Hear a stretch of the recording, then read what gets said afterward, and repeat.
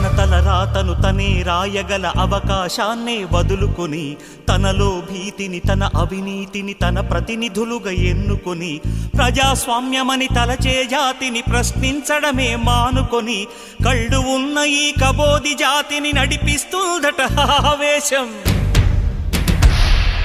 ఆ హక్కేదో తనకే ఉందని శాసిస్తుందట అధికారం. కృష్ణుడు లేని కురుక్షేత్రమున సాగే ఈ ఘోరం చితి మంటల సింధూరం. చూస్తూ ఇంకా నిదురిస్తావా విశాల భారతమా, ఓ విషాద భారతమా. అర్ధ శతాబ్దపు అజ్ఞానాన్ని స్వతంత్రమందామా, స్వర్ణోత్సవాలు చేద్దామా. ఆత్మ వినాశపు అరాజకాన్ని స్వరాజ్యమందామా, దానికి సలాము చేద్దామా. శాంతిక పోతపు పుట్టుక తెంచి తెచ్చిన బహుమానం